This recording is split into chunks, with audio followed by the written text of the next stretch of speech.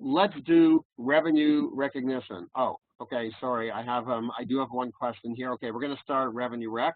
The question is, as an international student, should I focus on IFRS, IAS, or only or on ASPE as well? Everybody, regardless of who you are, you're all writing the same exam, has to focus on both ASPE and IFRS. They're basically equal. Some questions, some cases will have IFRS, some will have ASPE. Okay, it doesn't matter. Okay, people, can you flip? Let me go. Just bear with me here. Oh, lovely. Doesn't even have it. Okay, let's see if I can find this. Oh my God, what a guess. Okay, guys, can you flip in your notes? I think it should be around page 218. Am I correct on that? Okay, so page 218, people are saying yes, very good. Page 218 starts revenue. I know it sounds crazy. This is the biggest topic in the entire section. If you look in your section, I think if you look at the number of pages we have devoted to revenue rec, it wins out of all the financial accounting topics. It is probably the most important topic. I will say something now which I will not say with any other topic. You're guaranteed to get revenue rec somewhere on the CFE. I will not say that for any other financial accounting topic. Some of them are more popular than others. Obviously, we're going to cover a whole bunch of them in the course. But find me a previous CFE, or a previous UFE where you have not had revenue rec come up once. I don't think you'll find it. I literally do not think you'll find it, and I'm familiar with these things. By the way, somebody said that it's a different page. People, if it's at a different page, don't worry about it. It just means maybe you have a previous binder or something like that. Someone said they have it, IAS 18 at page 222. Okay, I'm not sure why, but okay. It doesn't matter really if it's at a separate page. Okay, but, oh, okay, 1 second. Someone is saying to me, sorry guys, give me 1 more second. Someone is saying they don't have IFRS, yeah, IFRS 15. Oh, okay. Let me just give a response here. If there's anyone else like this, and you're sitting there looking at a binder, or you're sitting there looking at a book that does not have IFRS 15, people, the way to get this is do me a favor, okay? If somebody's saying to me they don't have the new version, okay, fine. I'm going to tell you how to get the new version quickly. The way to get the new version is go into our website, go into the private pages where you see all the videos. You should see something that says updated materials. Go into that updated materials and just print off the most recent one, that's financial accounting. That will have the entire IFRS 15 section that I'm covering tonight. So if you're somebody out there, I now have 2 people telling me they don't have the new version, you will have it, okay? Now, someone is asking, which is also, this is a good beginning, do I need to know IFRS 15 or IAS 18 as well? People, you need to know IFRS 15 for the September 2018 CFE. I'll repeat, you need to know IFRS 15, okay? That has replaced the old one. It's a bit of an exception. I won't get into it based on the timing. You could make an argument you don't have to know it. They have come out and said they want people to know it. So you do not have to know the old section under IFRS. ASPE has not changed. I'm going to do ASPE after I do IFRS 15. That has not changed. But you have to know IFRS 15. And again, if you don't have an updated binder, just look under updated materials where all the videos are, and you'll have the entire section that I'm doing now. Just print it off and you'll have everything. Okay, so revenue rec is extremely important. Now, what basically happened is they came out with this new section, IFRS 15. The thing is huge. The thing is huge. We never used to have such a long revenue rec section. Back many years ago, we only had ASPE, and revenue rec was very short, but it was still unbelievably popular. Then we got into the IFRS, and IFRS 11, IAS 11, IAS 18. Okay, fine. That was a little bigger than the ASPE. but none of it compares to IFRS 15. As Sandeep is noting, they merged IAS 11, IAS 18. You're correct, by the way. Okay, not only did they merge that, okay, they merged a few other things, but it's not just that they merged it. They made it into a massive section. They made it into a massive section. So it is a little bit scary because we never had such a major section on revenue rec. It never mattered because the thing was tested constantly, so it really made no difference. Problem is now there's a lot of material to go back to in the handbook. So I have tried to summarize as much as I could, even though it is, as I said before, our longest section. I've tried to summarize as much as I could to give you as much guidance as possible. Sorry, people, one other question. Someone is saying there's 10 to 15 updates on materials. No, look at the updates look at the most recent update. It's right at it should be at the top of the updates. I suppose they're the same on your website. No. Look at the most recent update. We put dates beside the updates. Look at the one that is most recent from, I don't know, December 2017 onwards, something like that. Okay, that's the one that's going to have the IFRS in there. Okay, we have many updates, you're right, but they go in order. They go in order of date. So look at the most recent one. Okay, so, all right. People, let's go. Again, stop me if you have questions as I walk through this. What do we have? We've got one section, ASPE, that has not changed, section 3400. I'll deal with it afterwards. Okay, that includes everything. We have one section, that's it. Now we got one section IFRS. Very nice. IFRS 15 instead of 2, we have 1. Okay, fine. Problem is the thing is huge. I have used various sources to prepare this material. Okay, and you can see the sources I've used, doesn't really matter. I mean, you know, you can go back to these sources if you want. You can get these, they're all whatchamacallit. You can Google and get these sources. I believe my notes are sufficient. Okay, but if you want large sources, I thought the KPMG one was excellent. But it's huge, like it's huge. And part of it, you know, I think the notes really are a summary, and the notes should be more than sufficient. But I guess if you want more detail, you can go to any of these sources. Okay. The section is over 100 pages long, okay? That is big for a handbook section, okay? So, again, I've tried to summarize it. My goal is to highlight what I think is important. I'm not going to read every single point. People like, I've got too much here to read every single point. I'm going to try and get you out of here at a reasonable time. We're going to have to take a break because this whole thing is lecture, and I realize it's difficult. You know what I mean, to sit and whatchamacallit, you know, just listen. It's not really going to be interactive unless you guys, you know, have questions. I'm going to really try and highlight what I think is important. All right. I've divided up the notes into 4 areas. And again, I'm trying to divide everything up to make it easier. A, we're going to go through the 5 steps. Extremely important. B, less important. Oh, I already see a typo. Great. Contract costs, not contact costs. Sorry, little typo. Okay. Less important. Basically, capitalized versus expense. That will not take me very long. Other issues, important. There's a lot of them. I will tell you which ones have been tested already in the CFE over the years. Many of them have been tested already. We got a whole bunch of other issues. Presentation disclosure, much, much less important. On the CFE in general, they don't test a lot of presentation and disclosure. This is an open book exam. You have the handbook, okay? So who cares about, for the most part, presentation and disclosure? The odd topic, it is a little more important. When it's more important, obviously we'll tell you. I teach one topic, I won't get into it now, where it is a little more important, but I'm not going to spend time on it, okay? A and C are the big ones here. Okay, the scope of the section. The scope of the section, it applies to all contracts, all industries. There are a few exceptions.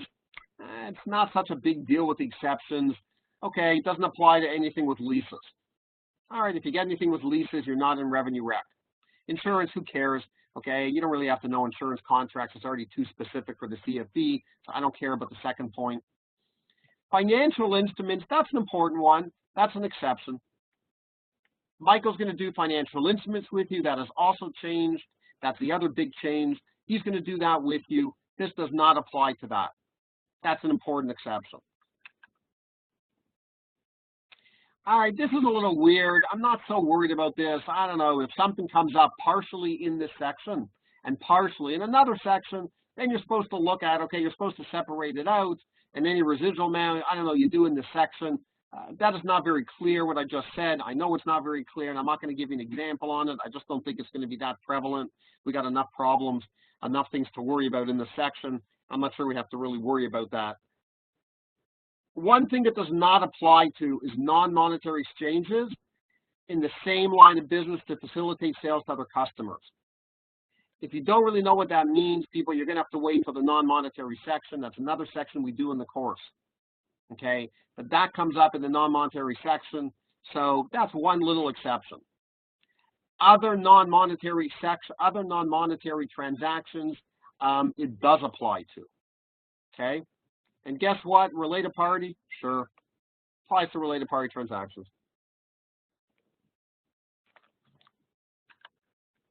Okay. All right. Oh, somebody wants to know, do I have updated related party transaction standards, including impact of IFRS 15? That's a good question. I have to look at the related parties. I'm not even sure there really is any update in the related party section. I'm not sure. Let me just think for a sec. Probably not. The answer is, someone's asking, it's a good question about IFRS. People, I'll tell you why. This is a bit of an aside, but someone's asking the question about related parties. People, related parties for the CFE is mainly ASPE. It's mainly ASPE. The IFRS section's a joke. The IFRS section for related parties is only presentation and disclosure. I cover it in about 3 minutes when I do the lecture. That's not what's going to come up in a case. What's going to come up is ASPE, because there's nothing really like for IFRS. It's only presentation and disclosure. So I'm not so worried about it from an IFRS perspective. Okay, back to the revenue rec. All right. The purpose of the section, okay, fine. All right, this is the core principle. That's kind of interesting, so I highlighted it, what the core principle is. You know, I think, you know, I don't know. I'm trying to think to myself if you would end up saying that in a case or something like that. I don't know. It's a little bit general or whatever. You know, they're trying to reflect how the revenue should be recognized. Okay, fine. I'm going to give you a lot of other stuff. Believe me, that's more important. Okay. People, look. I think you should know the 5 steps. So this to me is important. Obviously, I'm going to break this out. But I'm trying to think to myself, what can they test in a case under this new massive section? I think you should know the 5 steps. Now, obviously, issues within a case could come up in any one of these steps. That's why we're going to go through each one.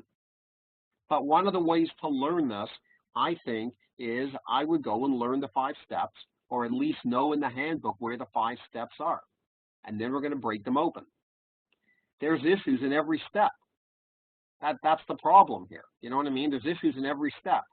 So let's go through the steps, but I'm just saying the first thing to look at is we got 5 major steps in recognizing revenue. Okay, we are now going to have to break them open. Step number 1, identifying the contract.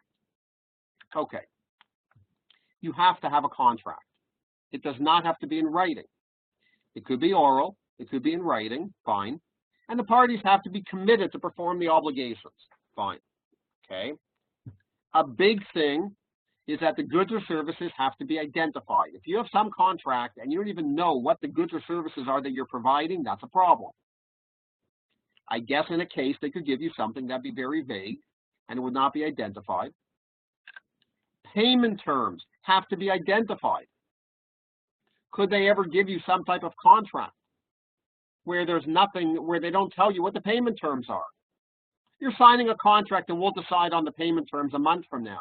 You got no revenue rec. It doesn't even fall into the section. You got no revenue rec. The payment terms cannot be identified.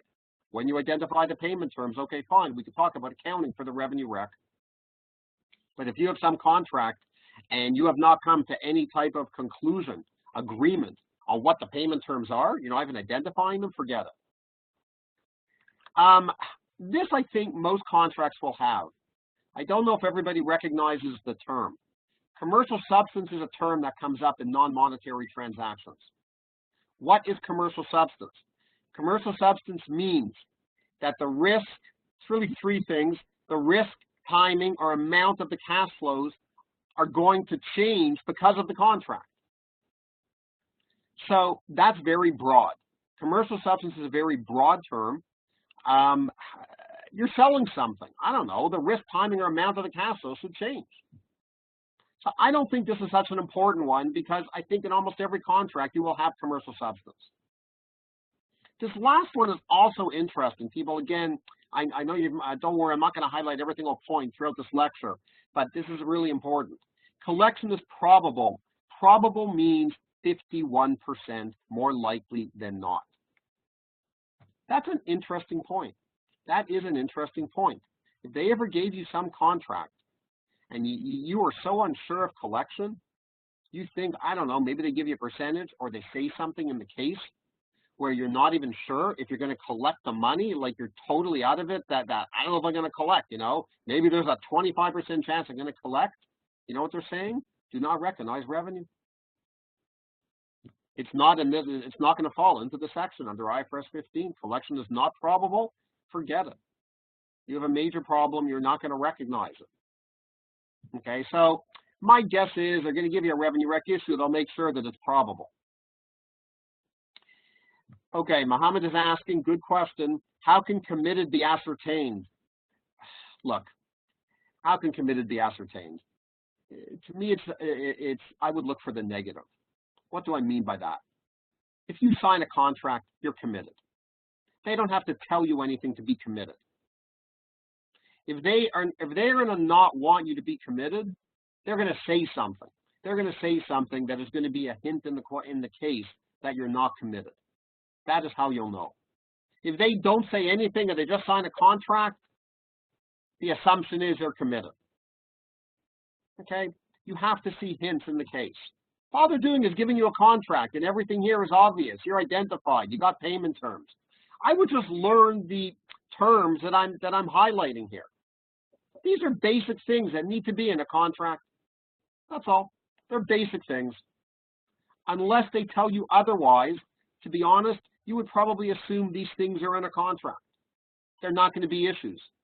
Unless they decide to make them issues and they tell you otherwise. And then you have to be clued in. That's going to create a problem. Okay. Probability of collection is based on ability and intent to pay. Okay, fine. Price concessions, okay, would not negate the problem. Okay, fine. Here. Just breaking open the point about collection. Look at this. If collection is not probable, okay, you can't recognize revenue. Now you're going to say to me, what if I get some cash?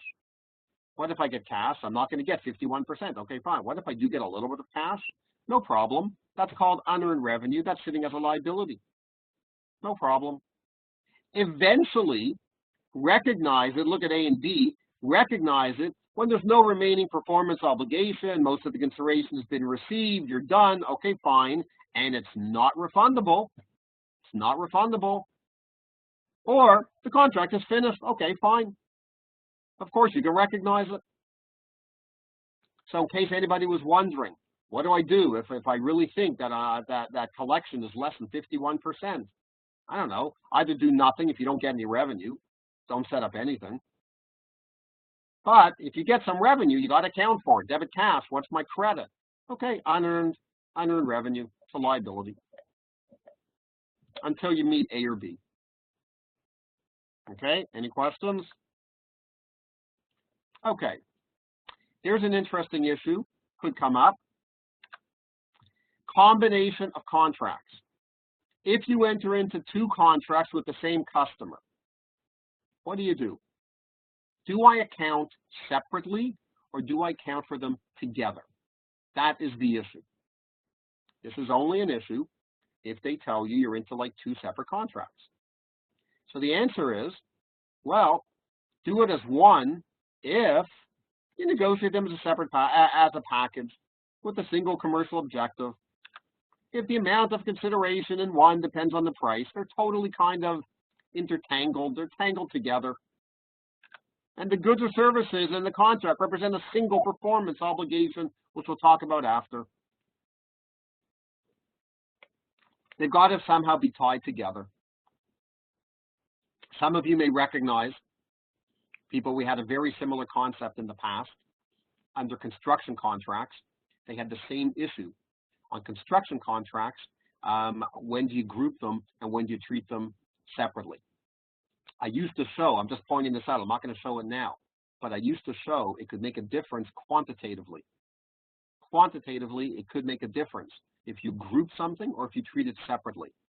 This is an issue that comes up in a number of different handbook sections. This is not the only time this issue comes up. You should be familiar with this. It should be ringing a few bells. I don't know if it is or not. It's going to be sections we're going to cover. A similar type of idea of combining or not combining comes up in inventory. If I have similar inventory items, do I account for them separately or am I allowed to group them?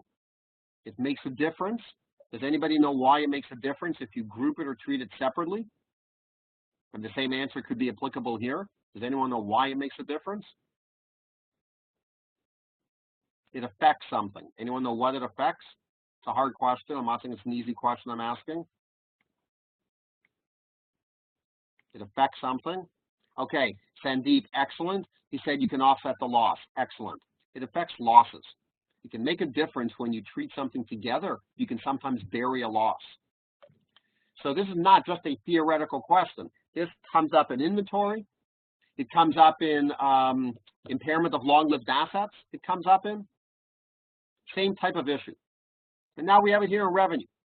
Okay, a DT, very good. Also, same thing, said loss. All right. So that could be an issue, and this is the guidance from the handbook section. Okay, people, that's it for number one. So I don't want to imply, people, I got to be very careful here. I don't want to imply that for every revenue rec issue under IFRS, you need to go through all 5 steps. That is obviously not correct. You do not dump out all the 5 steps. You need to see the hints and where the question is leading you and what's an issue. If there's no issue in step number 1, please don't say anything about step number 1. If you got a normal contract and everything is obvious, all the points we just covered now, you're good. You don't need to deal with step number 1. But I just gave you a whole bunch of different things that could potentially make an issue. From collection, from identifying the goods, from having one or multiple contracts. There's different issues. Many issues they can get into. So again, I'm going through 5 steps, but I just want to make clear, I just want to make sure that everybody is on the same wavelength here. You don't just sit there and dump out all these points. That's why, we're going to go through a couple of cases at the end on the last 2 sessions, because I want to make sure that everybody, you know what I mean, that we know how to apply these points. I'm not going to go through all 5 steps. Okay, step number 2, identify what a key expression. They love this expression, it's new. The performance obligations in the contract. What the heck is performance obligation? It's the goods or services you're providing. People, that is the terminology you guys should be using. They will like that. They will like that if you're talking IFRS. Don't use it for ASPE, please. I'm not saying it's wrong, but don't use it for ASPE. They'll know you mixed it up. But use it for IFRS. The performance obligations, those are the goods or services. Okay, first issue, right here. Are the goods or services distinct, or are they part of a series? If it's one product, it's distinct. If it's just one product, I don't know, if I'm selling widgets, it's distinct. If I'm selling telephones, fine. I got one product. But what if I'm selling telephones and some type of service contract? Okay. I don't know, is that the same? Is that separate? I'm going to give you examples in a minute. But everyone understand what we're dealing with here. All right. So what's distinct? Well, you need 2 criteria. Yes, I would know the two criteria. Capable of being distinct. The customer benefits from the good or service. Okay, fine. On its own. Okay, with other resources, whatever, on its own. Okay. Distinct within the contract, distinct within the context of the contract. Okay. It's separately identifiable. It's not highly dependent or interrelated with other goods. You can separate it out. I'm going to show you examples. Okay. Now, the objective, okay, of B is to determine whether or not the vendors are intending to transfer the goods individually or combined. Okay. How do I know this? Like, how do I know if it's separate or combined? Well, people, here's some guidance. I'm not saying you have to memorize every one of these points. I really don't think you do. You just have to understand it and look at it, and if this comes up in a case. Are the goods integrated to form one output? Are they integrated? Does one good modify or customize another good? If the answer is yes, I don't know, that sounds like it's really integrated. Are they highly dependent on each other? I don't know, does one depend on each other? In order to give you one, do I have to give you the other? Could I actually give you just one and not the second?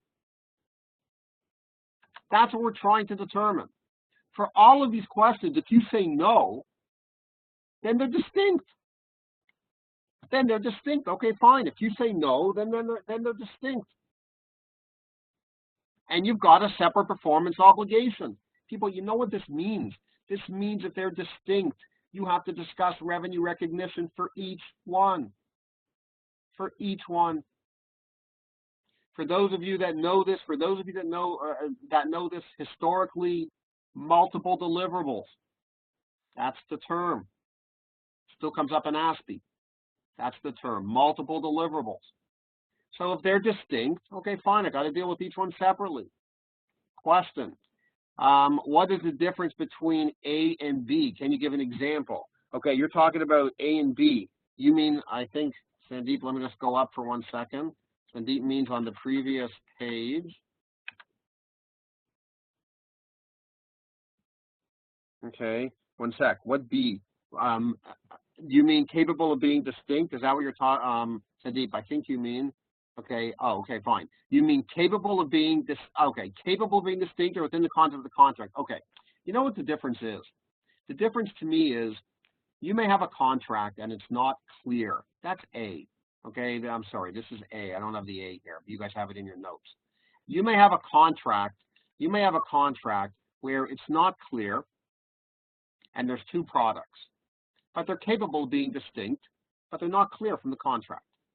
On the other hand, you may have a contract where they're both identified as distinct products. Okay, and that's B. That's the difference. Some contracts may just be a little more specific. So we don't want to forget about A. In other words, if it's not clear in the contract, you might say to me, because think about this just for 1 second. You're welcome. Think about this for 1 second. You might say to me, oh, in the contract, I don't know, it's not very clear. Okay, so it's not distinct. They're saying no. Is it capable of being distinct? The contract's not clear, but it's capable of being distinct. Why is it capable? I don't know, because they can benefit separately from each. Okay, then it's distinct. I don't care if the contract's not clear. Okay, phone sold separately. Someone's, okay, Navneeta's giving an example. Phone sold separately. Well, data sold separately would be distinct. Okay, good. So people, let me give you examples in 1 sec. Sorry, you're jumping ahead a bit, but you're totally right. Okay. Okay. All right. If the promise does not transfer a good or service, it's not distinct. Okay. You promise to defend a patent. It's got to transfer something. All right. So basically, I like A, B, C, and D. You got to just try your best, okay, depending on when they give you this. But people, this is an important issue. And the reason I'm going to tell you this is an important issue is I can tell you this has really come up in previous cases. They like doing this. They like giving multiple products and you have to figure out how to account for them together or separate. That's the issue here. So I'm just telling you, this has come up, and in real life, it comes up a lot. So, you know, learn it any way you want to learn it. I kind of like these 4 points that I would just say, you know, to me, I would just look at these things, you know, are they separately identified in the contract? Yes or no? Okay, again, none of these are be-all and end-alls. Can others provide the good or service? Is one dependent on the other? Does one modify or customize another item? These to me are critical. You know, you start answering these and you get a few yeses. Okay, is one dependent on the other? Does one modify or customize the other? Okay, that sounds to me like we've got that the products are interrelated. They're not distinct. It's a judgment call. People, it is a judgment call. I can't give you like a hard and fast rule here. You've got to use these points, okay? And it's a judgment call. Example, a plane manufacturer sells planes and kitchens and planes. So you're selling a plane. Is the kitchen distinct? Is the kitchen distinct? No. Why? Well, it meets criteria A. It could be sold separately. You can break out the cost of the kitchen in the plane, okay? But they're not buying it separately. They're really buying one contract. They're buying whatchamacallit, they're buying the plane. It's not separately identified in the contract. The kitchen and the plane is not distinct. It doesn't mean B. Could it be sold separately? I don't know. Could you take apart the kitchen or something and sell parts of it or whatever? I guess you probably could. But you need both A and B. Okay, it's not separately identified. Nobody cares. They're buying a plane. Okay, series of distinct goods. 2 criteria must be satisfied. Okay, fine. Obligation satisfied over time. Okay, fine. Same method is used. All right. If not distinct, all right. Let's show a couple of examples here. I don't know. Someone in construction, a manufacturer of a house, happens all the time. They subcontract out some of the construction. Okay, would account for the sale. Of the house as one performance obligation. Okay, what's the point here? The guy building the house, we have some things that look to be distinct. They will contract out certain parts of that house to subcontractors, but they're selling the house. Even though a subcontractor is doing something that really is kind of distinct. They're putting in the kitchen, they're building the stairs, they're doing the plumbing. There's a ton of stuff that gets subcontracted out. But we're saying it's one performance obligation, not multiple performance obligations. Why?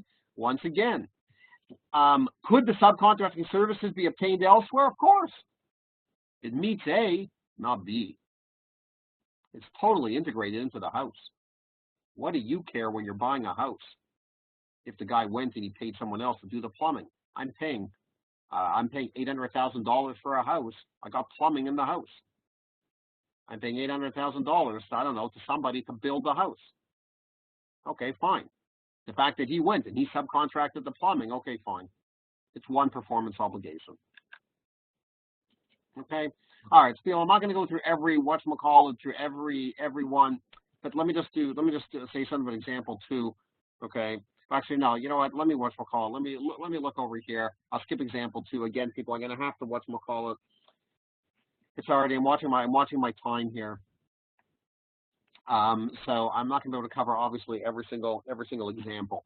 Okay, I have a question. What do I mean by B? The same method is used. Okay, hold it. Oh, okay, Sandeep, I have to just understand what the question is. Sandeep is asking, when we talk about a series of distinct goods or services, I had before, I just won't bother showing you, just let me answer the question. Sandeep was asking, we talked about a series of distinct goods or services, okay? If it's a series, the same method, B said, it has to be an obligation satisfied over time. So usually we're talking about some type of construction project. It's going over time. And the same method is used to measure measure the progress. We'll talk about this, comes up afterwards, about how do you measure progress in a construction contract. Maybe I look at labor hours. Maybe I look at, I don't know, design stages, right? Adidas says, right, design stage. Maybe I look at stages of production. Maybe I look at costs. Maybe I look at material costs. So what they're saying is, if you have a series, if you have something that's going over time, they're saying the same method is used to measure the progress toward the satisfaction of performance obligation. So if everything is going to be looked at as one, I would use the same measure. I would use labor hours for everything. That to me sounds like it's not distinct and everything is the same. Aditi says earned value. That's correct. Earned value, there's different methods that they give here. Okay, so people, look, I'm not going to go through all of these, okay? Just kind of have a look at these on your own. The handbook lists many examples. The ones that I find that I think have a really good probability of being tested if they come up with stuff are things like this. The ones with the software, where you got the software and you got the installation and then you got the upgrades and they start to give you different facts about each. A lot of times those are multiple performance obligations. You're not going to treat them as one. It depends on the details. It depends on the details, but the software, or where you're doing something and then you got the installation and you got a contract, those to me are good examples. And the goal is to try and figure out, do I have one performance obligation? And then we can talk about how to recognize revenue. Or do I have multiple performance obligations? Oh, I just saw another little typo here. Okay, let's ignore it. All right. Step number 3. People, again, I gotta watch my time. I'm not going to be dividing up equally here between revenue rec and the other two topics. There's no way. Revenue rec is just too big. Okay. Step number 3, determine the transaction price. Okay, fine. Usually it's specified in the contract, but of course there could be lots of other interesting issues. We could have variable consideration. Interesting. We could have constraining estimates of variable consideration. We could have financing. I'm going to talk about these in a second. We could have non-cash consideration. Hello, non-monetary, I don't know. And we could have consideration payable to customer, not so important, point E. All right. Let me just kind of talk a little bit about each one of these. Some of these I think are more important than others.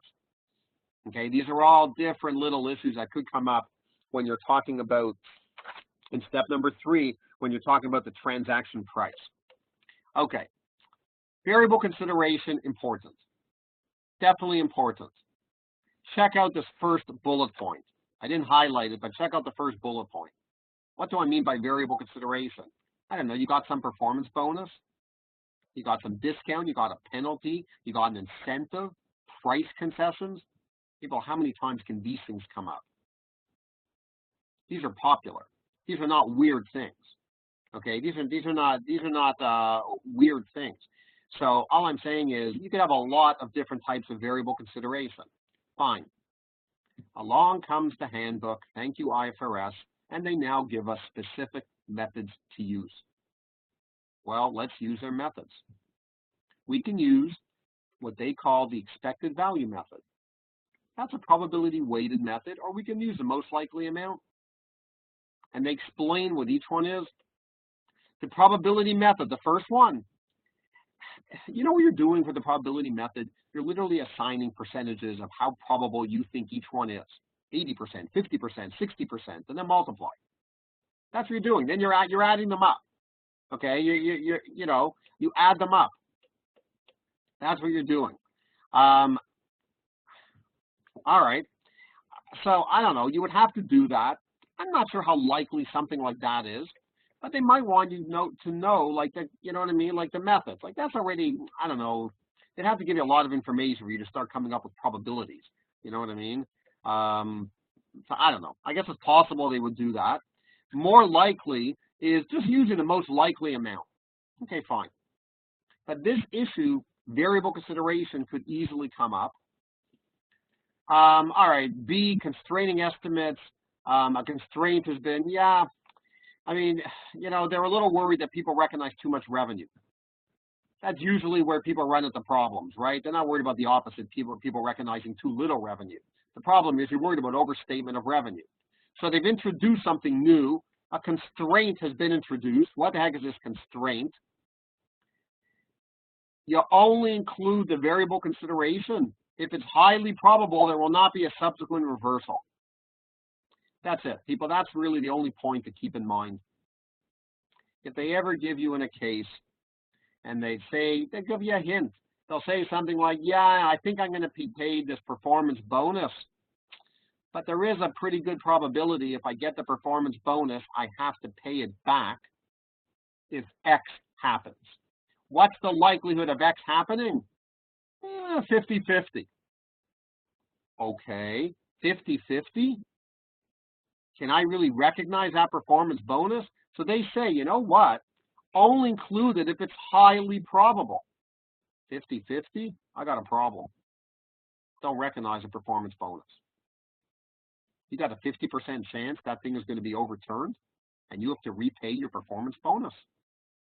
Please don't recognize it. That's too aggressive. Okay? They don't define highly probable. But come on, highly probable means like it's not going to be overturned. Okay, you know what highly probable to me means? There's a 10% chance it gets overturned. Fine, recognize it. Highly probable. I don't know the exact percentage, okay? 20%? I don't know how high you want to go here. But don't go much higher than that. Okay? They're conservative. All right. Refunds, people, I think you should just look at this on your own. I'm giving you even a journal entry here because refunds is one of those very popular things that comes up in cases. If the customer can return the product and it's going to happen, you're not supposed to recognize revenue. That's obvious. That's obvious. What's my journal entry? Well, I don't know. Debit the asset to be returned, cost of sales, credit inventory, fine. Okay, this is before the refund. You sold something, you got cash, but you're worried about some refunds. I don't know, so you credit a refund liability. I got to return something. I sold something, but I'm probably going to have to return some of the money that I earned. I earned some money. I got some revenue. Okay, so this is expected if you have a potential refund. This is important, people, because you got to understand how the balance sheet and income statement is impacted. Refunds comes up all the time. Okay, so yes, that to me is an important issue. Now, when the refund happens, that's easy. You debit the liability, you credit the cash, you're paying back money. Okay, a sale with right of return, guys. Look at the nice little chart. Okay, fine. I'm just kind of, just making sure. I want you just to make sure you understand how the refund affects the different assets and liabilities and income statement items. That's why I'm showing you this. Okay, refunds very popular. Come up many times over the years. At each reporting update, okay, fine, nothing. All right. Financing. Oh boy, scary one. Scary one. There is one beautiful exception. And if you're lucky, you'll get the exception. You know what they're talking about here? They're talking about recognizing a financing component when the revenue rec is more than 1 year. That is huge. People, that is huge when it's more than 1 year. So the beauty here is as long as you're going to get paid within a year, don't talk about financing components. Forget it. Don't talk about financing components if you're going to be paid within a year. You don't have to do it. Okay? Typically, they say typically, but okay, I don't think they would, you know what I mean? I don't think they would expect you to. The problem is, what happens if it's more than a year? Then you got a problem. You're going to have to get into financing. You will have to determine the discount rate. Look inside the case. Find an interest rate in the case. Find some interest rate. There's going to be some hint. There'll have to be some hint. You got to look at a discount rate. And then what you're going to do is you're going to take into consideration, the financing aspect, the time value of money. Okay? You're going to look at the two key factors. Look at the bottom here. Sorry. Look what is going on. Look at the two key factors. Look at the difference between the amount of promised consideration and the selling price. And you're going to look at the length of time. You're going to be seeing their discounting. Okay? That's what you're going to be doing. Now, there are a couple of other exceptions. Just look at these. I think most of these are obvious. Okay. If the customer has discretion of when they pay, that's good. We can ignore financing. Because then it may not go more than a year.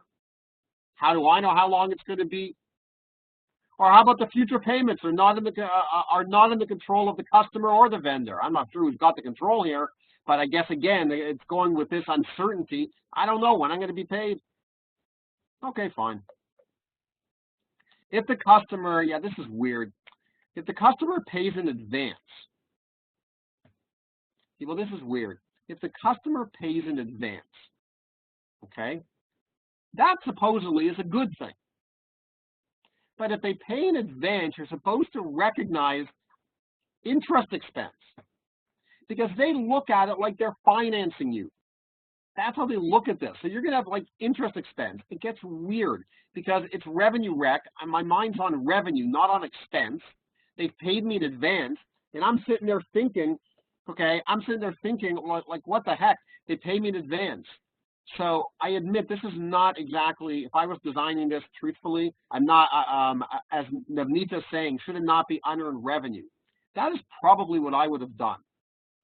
They are saying no, Navneeta. It's an excellent question, and that is kind of where my mind would be. I would think it's unearned revenue. What they are saying is no. They're saying it's interest expense. They're it's like they're financing you because of the time value of money. They're paying you up front. So in effect, that's almost like an interest expense to you that you earn and take into revenue over time. It's a bit of a weird way of looking at it. I don't know. I find it a little weird. Okay. And if they pay in arrears, it's the opposite. Oh, you recognize interest income. Okay, fine. All right. Saram is asking, okay, one sec. If it's interest expense, how do we close it? How do we close it at the balance sheet level? Because essentially, if it's interest expense, what you're really doing is you have an expense up front. It lowers your revenue. But on the other side of it, you're earning the revenue over time. You're not, it's almost like you're netting something against your revenue because they paid you all the way up front. So rather than saying it's unearned, and then I'll take it into income over time, what they're really saying is you're kind of netting it against the amount of revenue that you recognize over time. That's really what's happening. And you're recognizing expense up front. Do we net it or show it separately? I'm sure you're supposed to show it separately. I don't care about that question so much because it's one of those things like, you know what I mean? Again, that's whatchamacallit, how it play, you know, like presentation. But I'm sure you're not supposed to net it. I'm sure you're supposed to show it separately. Okay, non-cash consideration, people, just one thing here, measure it at fair value. Non-monetary, measure it at fair value. If it's not reasonable, try to look at some standalone selling price. How much could I get if it's there? I don't know if I sell it. No big surprise here. Okay, no big surprise. I don't care about this so much. Okay, consideration payable to customer. Truth is, I have to be careful here when I say it. I mean, the truth is, this is not so uncommon. You give a coupon, you give a voucher.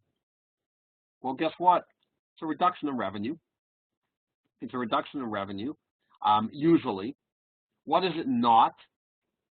Don't treat it as an expense. They want you to net it against revenue. That's the point. Okay, that's all. Don't treat it as an expense. You'd have a choice here. You would think you'd have a choice. They say no, it's a reduction in revenue. Again, you could get this, coupons, vouchers, stuff like that. Okay, people, just to finish off these steps, I know, oh God, okay, going to have to break very shortly. Sorry, 8:15, okay. Okay, let me just finish off at least the 5 steps.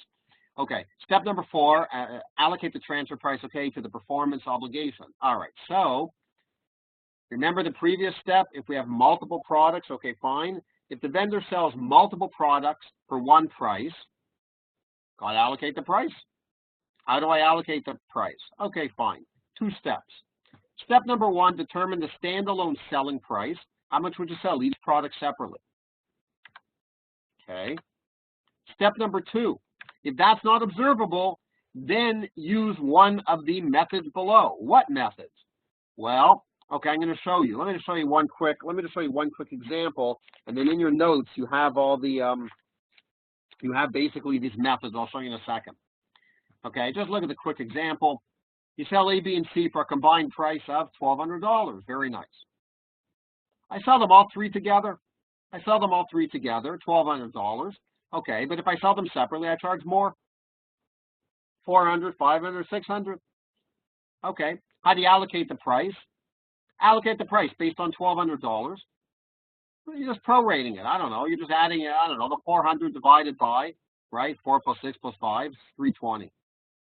That's all.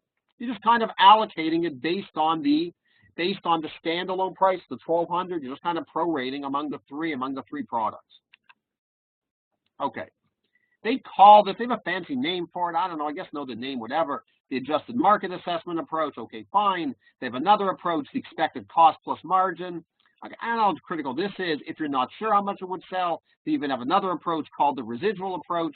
So people, look, you guys can look at these approaches. Again, I'm not going to go through each one of these, but basically, I think I showed you the example. To me, the example is a little more important. If something like this comes up, I don't think it would be that hard to go and allocate it. And I guess you should know that they have a number of different methods here. Okay, well, I'm just showing you different approaches they have in the handbook section. Discounts, I just wanted to highlight that because that happens all the time, usually proportionally to all the performance obligations, unless you got observable evidence, I don't know, that the discount relates to one thing more than the others. That's all. So you do it proportionally. Okay, but discounts, one of those popular things comes up. All right, people, the last step number 5, very important step.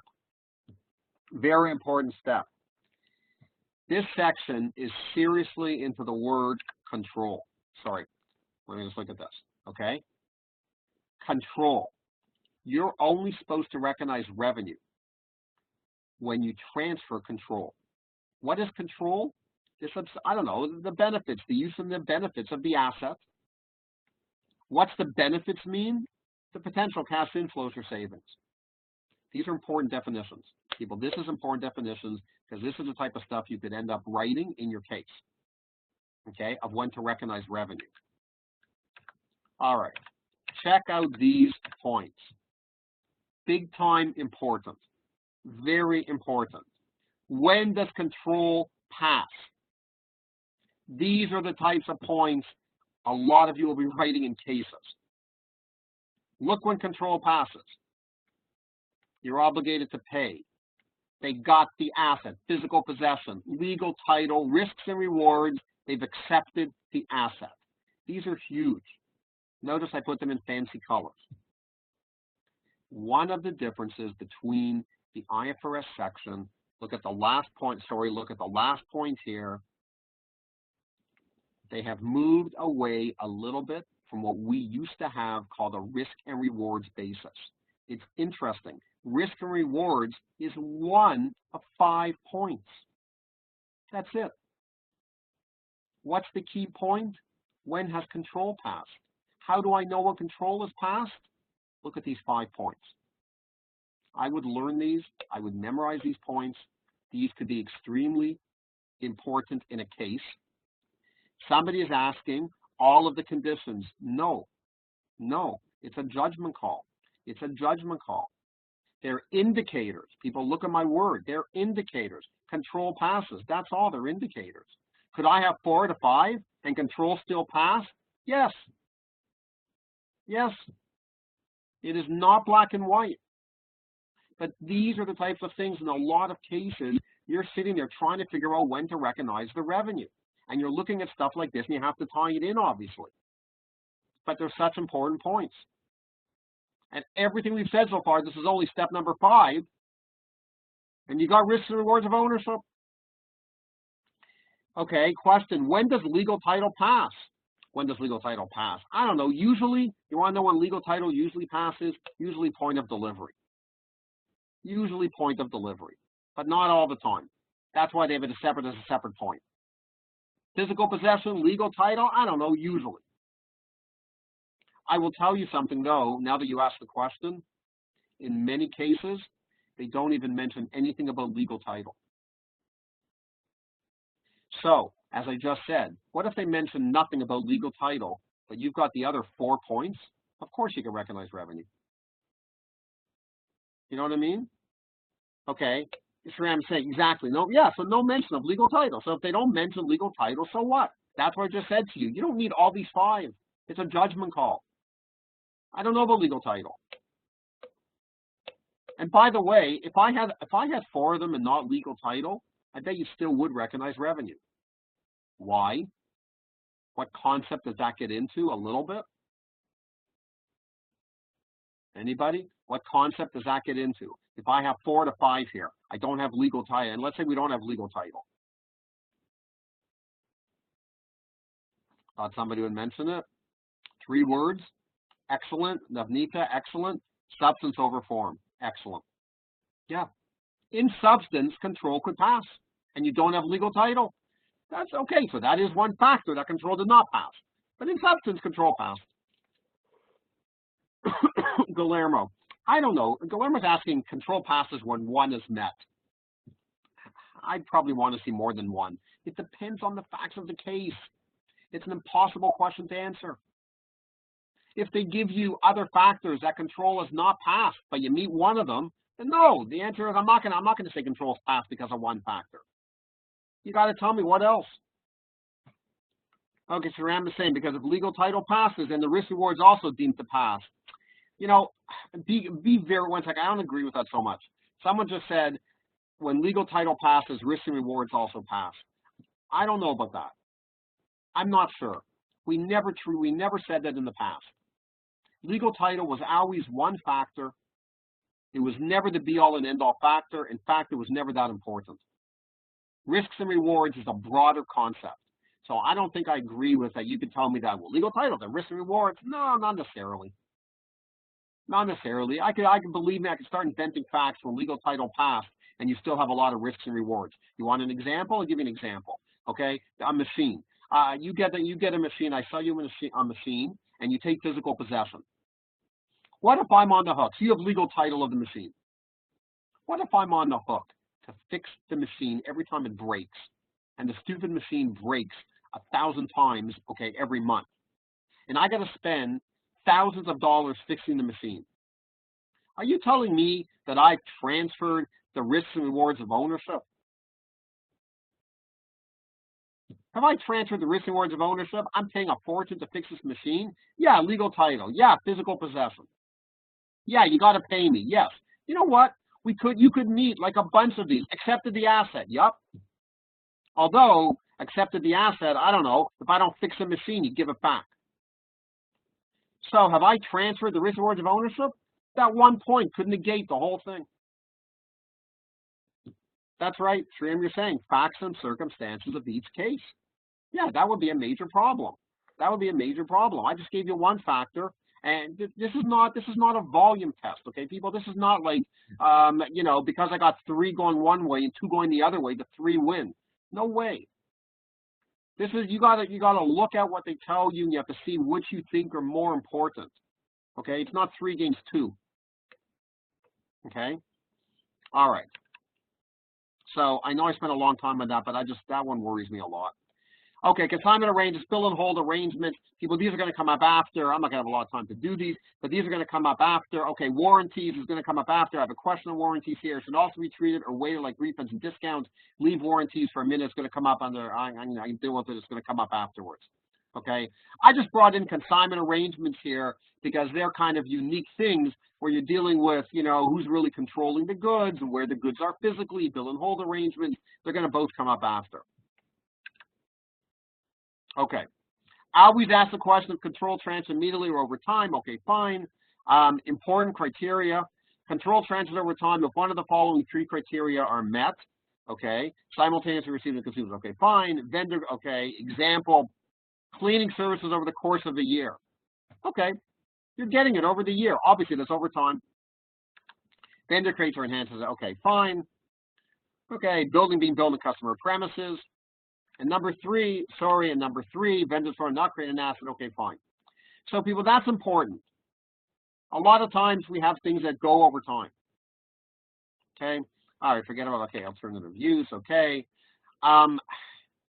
You know, these are logical, people. These are not stuff you have to memorize, in my opinion. How do you measure something over time? Just check out these. They call them output and input methods. They used to have this in the construction section back in the old section before this IFRS section. Okay. No longer, yeah. By the way, people, important, especially for people here that have a history here, guess what they don't use? They don't use the words percent of completion. But you know what? This is very consistent. Anybody that knows percent of completion, how do you think we measured it? We measured it like some of these points. That's how we did percent of completion. Same thing. Same thing. They don't use the words percent of completion. You should don't use it. I don't know. For IFRS, don't use it. Use output input methods. And you know what? Another method, people, that has come up over time, the zero profit method, may still be applicable. That's basically, you don't recognize revenue. You only recognize revenue to the extent of the costs, usually because you can't estimate. And once you've recovered all of your costs, then you recognize the remainder of revenue. Okay? All right. People, the 5 steps. Oh boy. Okay. That took me a while. Okay, guys, we got to take, okay, let's just take a very short break. Okay, I've got about 8:27. Can we go until about 8:35? I'm going to give you 8 minutes for the break. Okay, I'm going to try and do it like really, really close, and then I'm going to have to basically anyway get through the rest of it, and then do the other two sections. Okay, so let's just go till 8:35. Okay, take a break, and then we'll return. Okay. Okay, I hope people are back. I had a few questions which I have not answered during the break, because I figured they were good questions, and I'll just whatchamacallit answer them for everybody. Okay, so I'm just going to quickly answer just a couple of questions here. Somebody wants to know, I should have mentioned this, are we supposed to read the material before the session? It's totally up to you. You don't have to. If you find it easier to follow along, if I go too quickly or whatever, again, we tape everything, so I'm going to be uploading the video like tomorrow. You'll be able to watch the video. So, you know, totally up to you. If you want to read it before the session, by all means, you don't have to. Venkat is asking, are you showing slides along? Oh God, I'm not sure what that means. I'm showing you my PowerPoint presentation, which should be identical to your notes, but on your notes, you have like 1 page, and I have like 3 or 4 slides or something like that. So I'm not sure what you mean by that.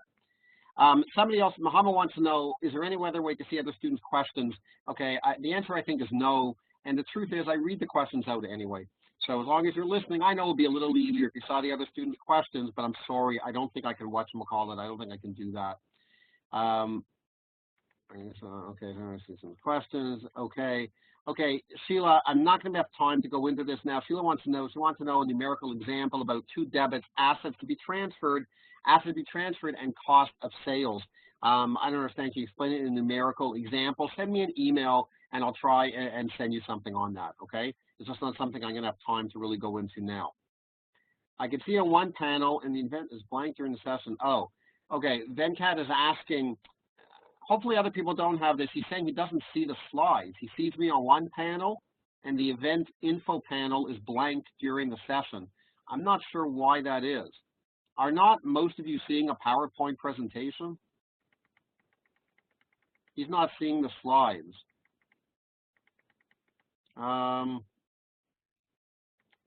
Okay, I think you are seeing the PowerPoint. Yes, yeah, okay. So, Venkat, I'm not sure. Something is wrong on your end.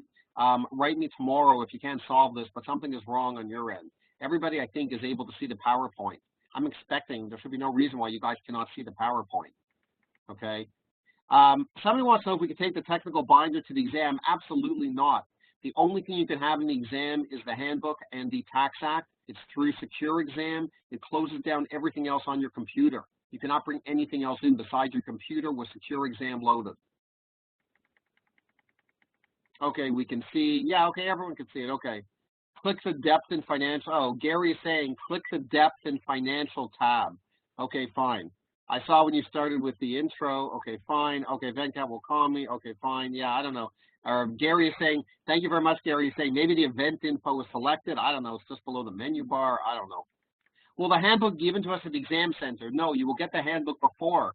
You'll get the handbook before as part of Secure Exam. I don't exactly know when, but at some point you guys get something called Secure Exam, and that has the handbook in it along with the Tax Act. I don't exactly know when. That's how you'll get the handbook. Okay, when you get Secure Exam, but I'm not sure when they give it to you. Okay, if anyone knows, fine. Okay, guys, back to the lecture. Okay, all right. People, I'm on B. Obviously, I'm going to go quickly now because I want to finish revenue, and I got to get to the other two topics. We are going to go past. I'll tell you right now, we have to go past 9:15. I'm going to have to go to something like 9:30, just because again, I didn't know how long it was going to take me, and obviously it takes a while to go through this. Okay, the second issue is contract costs. You know what? The whole issue here is going to be: do I capitalize these costs, or do I expense them? This is all new. We never used to have a lot of guidance on the costs. I think I have to be careful here. We did have guidance on the construction contract IFRS or IAS. That's probably where they took this from. So they talk about incremental, you'll see I have a chart here, and they talk about cost to fulfill the contract. A lot of this stuff is obvious on whether or not we, capitalize it or expense it. Follow these charts. I don't have to read these charts out. They're little flow charts. I think they're very clear in trying to figure out if we capitalize or expense. You know, this to me is not such a major issue. It definitely could come up. You know, I've got two choices here, and you just follow this basic, you follow the basic advice. You know, you just follow these points on whether or not, I'm not going to read them out, whether or not you're going to capitalize or expense. Okay, determine if other sections, okay, fine, again, whatever, you guys can read that, I'm all wasting time. Whether or not you should even capitalize or expense, again, you can follow, you can just follow the chart. Those are your only two options. I think this is very self-explanatory. I don't need to go through this example. You guys can read the example, you can see it, whether I'm explaining the whole example, you can look at the answer, whether we capitalize or expense. Just know the basic rules here. In the middle of revenue rec, they can come up with something like this, and you'll just have to decide, and they'll give you a few points. There'll just be another little issue within probably a bigger issue. Okay, and here, just look at the nice chart. You don't have to go memorize it. You know, things like general and admin usually are not going to be capitalized or be expensed. Things like direct materials usually are capitalized, assuming you meet the criteria. Okay, so again, I think I've tried to summarize it for you here pretty well. I don't need to waste time. Impairment. Well, this is interesting. They've introduced a new impairment model for costs that are capitalized. Bottom line, know this, know the impairment model, it's new. When the carrying amount exceeds the recoverable amount, and know how they define the recoverable amount. Okay, again, you guys can read it, just know that if you have to write something down, just know what the impairment model is to write it down. This is different, people. This is different than the stuff we're going to talk about in a few minutes on the other sections on PPE and stuff like that. Okay? It's a separate impairment model. We never had this anywhere in revenue recognition. Okay? So first you have to apply this guide. You have to apply, first of all, from the inventory section, existing impairment guidance. Okay, fine. Then you apply IFRS 15, and then you apply the model to CGUs, which again, we're going to cover in another class when we talk about long-lived assets. Okay? So in other words, if the asset is still impaired, it would still be, it would still be included as impaired in the CGU. Okay, somebody wants to know, what is a CGU? A CGU is a cash generating unit. That is a separate term. I'm not going to get into it now. It's going to come up in impairment of long-lived assets. It's a different section, okay? How come impairment comes under revenue? I know, it's weird. Some people wants to know, why does impairment come up under revenue? I don't know, because they decided to include costs, whether you capitalize or expense them. And the minute I'm capitalizing something, it opens up the issue. Maybe it's impaired. Maybe I have to write it down. That's the reason. Okay, discounting may not be relevant. And by the way, look at this. Can I reverse the impairment? Yep. Yep. But you can't go past the carrying amount. In other words, you can't do more, kind of like for PPE. Can't do more than the carrying amount. So yes, you can reverse the impairment. All right, people, look, to finish off this section, and I'm not going to go through them, but I'll tell you what I really want to do now.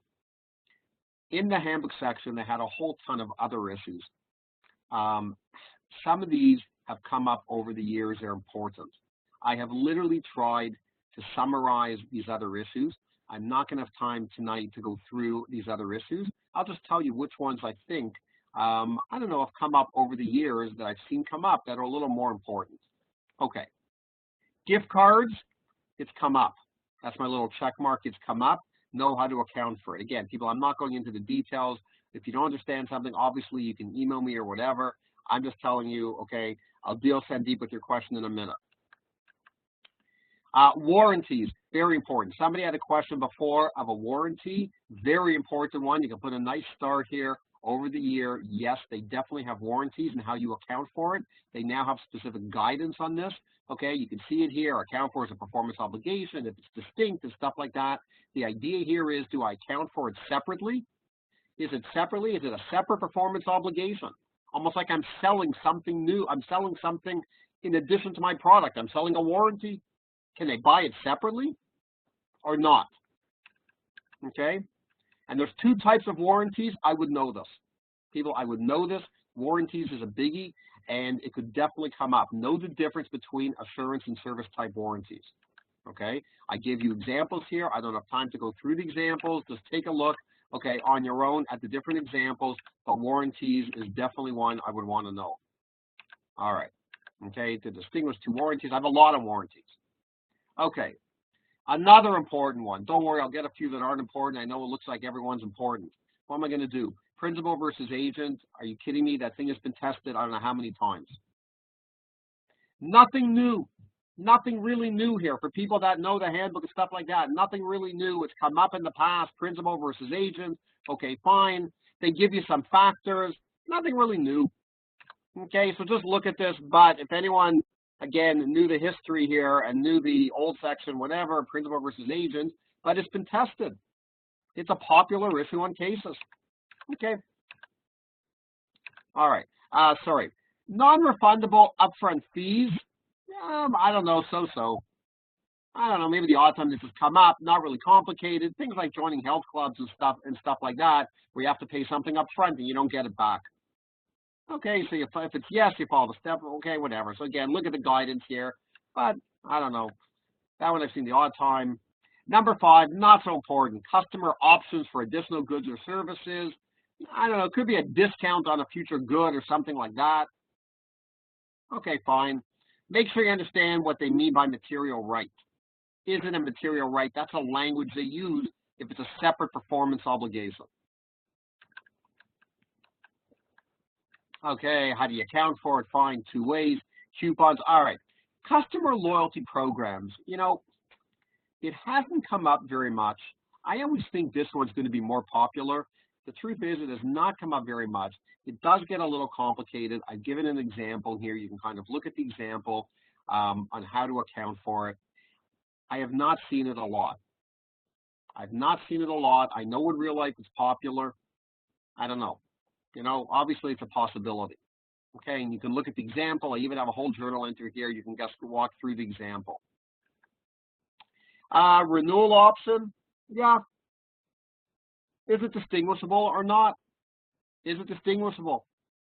Is it a separate, I don't know, material right, the renewal option? Okay, could come up. Haven't seen it so much.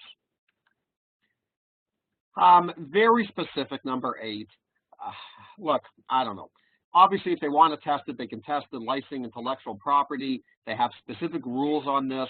Okay, is a license distinct? This gets into whether we have one or whether we have separate performance obligations.